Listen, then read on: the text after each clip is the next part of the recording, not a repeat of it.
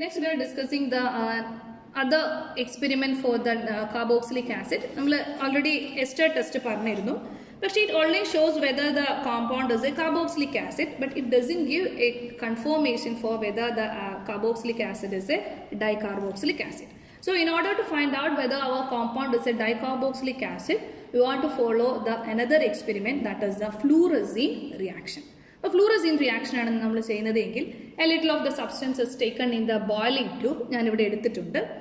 And ഈ നമ്മൾ എടുത്ത സബ്സ്റ്റൻസിനേക്കാളും twice amount ആയിട്ട് ഞാൻ റിസോസിനോൾ ഇതിൻ്റെ അകത്തേക്ക് ആഡ് ചെയ്യാം.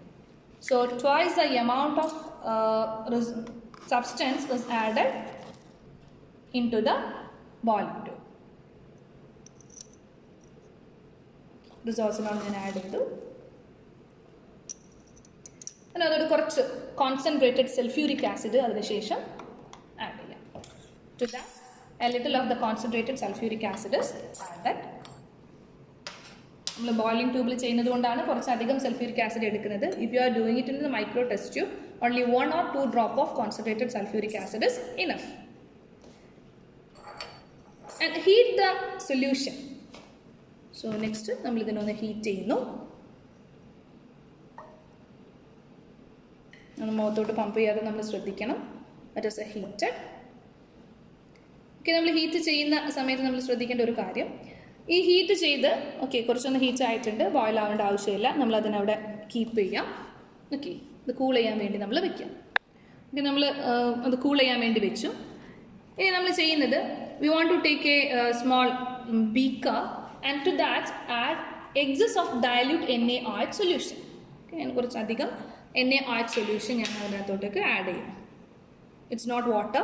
നമ്മൾ നേരത്തെ വാട്ടർ ആയിരുന്നു എസ്റ്റർ ടെസ്റ്റിന് യൂസ് ചെയ്തത്. ഇതെന്താ, this is the NaOH solution. ഈ ബീക്കറിനകത്തുള്ള NaOH സൊല്യൂഷനിലോട്ടാണ് നമ്മൾ നേരത്തെ ഹീറ്റ് ചെയ്ത് വെച്ചിട്ടുണ്ടായിരുന്ന സൊല്യൂഷൻ നമ്മൾ ഈ ഒരു എക്സസ് NaOHലോട്ട് നമ്മൾ എന്ത് ചെയ്യണം, ആഡ് ചെയ്യണം. ഓക്കെ, കൂൾ ആയതിനു ശേഷം നമ്മൾ നേരത്തെ എടുത്തു വെച്ചിട്ടുള്ള സൊല്യൂഷൻ കൂൾ ആയതിനു ശേഷം ഈ ഒരു എക്സസ് NaOHലോട്ട് നമ്മൾ പോർ ചെയ്യാം. ഇങ്ങനെ പോർ ചെയ്യുന്ന സമയത്ത് ഫസ്റ്റിൽ നമുക്ക് കാണുന്നത്, first it forms a red solution and after that it changes into bright greenish fluorescence, or we can say that bright greenish yellow fluorescence. അപ്പോൾ കറക്റ്റായിട്ട് അതിനകത്ത് കാണുന്നുണ്ട്, it is a bright greenish yellow fluorescence. അതിങ്ങനെ ആ ഒരു fluorescence ഇങ്ങനെ കറക്റ്റായിട്ട് form ചെയ്യുന്നത് നമുക്ക് മനസ്സിലാക്കാനായിട്ട് പറ്റും. ഓക്കെ, ഞാൻ നമ്മളൊന്ന് ജസ്റ്റ് ഷേക്ക് ചെയ്തിട്ടുണ്ടെങ്കിൽ നമുക്ക് കാണാൻ പറ്റും.